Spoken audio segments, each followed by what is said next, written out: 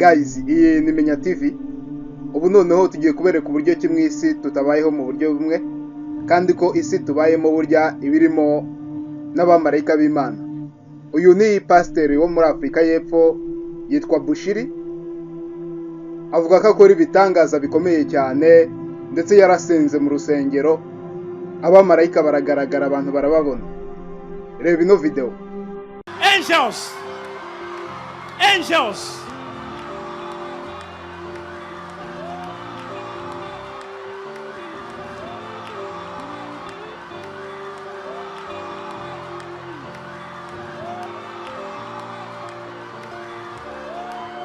Do you see the glory of God? Have you seen the angels? Guys, ibi ni ibyabaye live kuri kamera. Nibyo bagaragaje ko ari ibintu byabaye, kandi biravugwa cyane nk'ibintu byabaye. Ntibagirwe kandi gukora subscribe kuri Menya TV. Turacyakomeza n'abandi bamarayika bagiye bagaragara. Healing to you. Healing to you. Healing to you. Healing to you. Healing to you.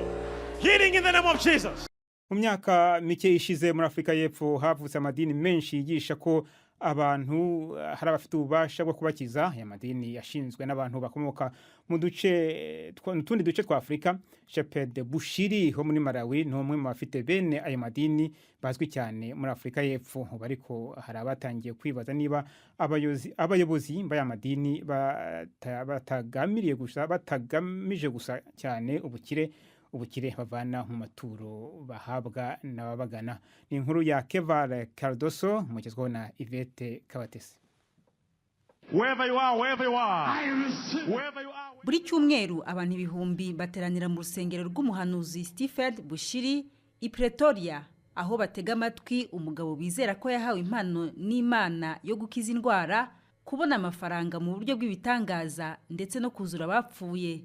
Numwe mu bahanuzi bakomeye wamamaye vuba aha muri Afurika hose. Ariko Bushiri yateye urujijo ku bijyanye n'ubutunzi bwe, ndetse nuko atera imbere mu buryo busa n'ubutumvikana muri Afurika y'Epfo. Amagambo we yivugira ko adafite agaciro. In Africa it becomes a bad thing. Murabizi muri Afurika iyo umuntu ateye imbere bifatwa nabi, ariko ugasanga twiteguye gukomera amashyi abanyamahanga bateye imbere. Gutera imbere k'umusore nkanjye muri Afurika byagombye kubera urugero urundi rubyiruko, byagombye gutera imbaraga uwifuza gutangira kwikorera ku giti cye.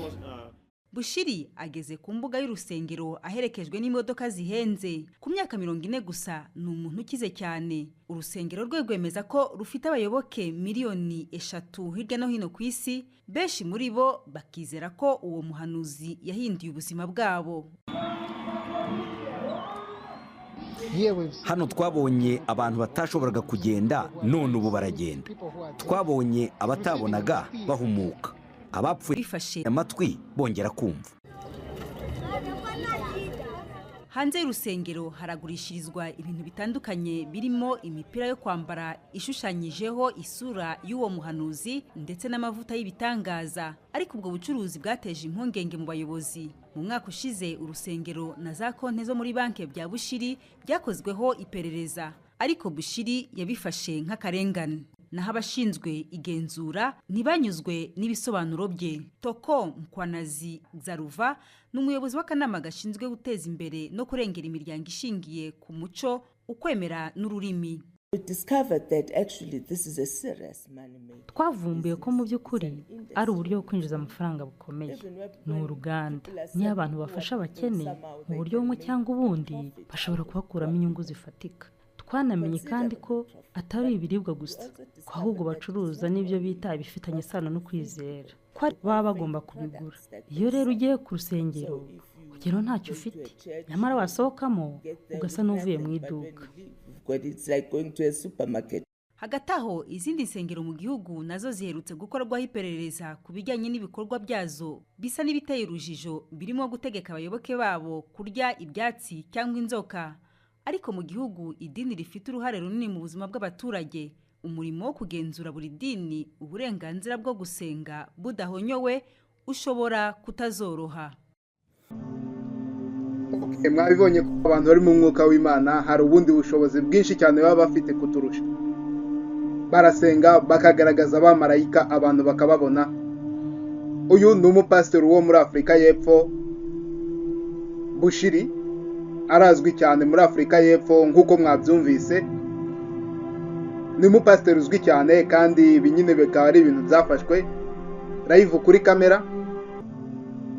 So ntiwibagirwe gukanda subscribe kuri Menya TV kandi iyi video ukayisangiza inshuti zawe.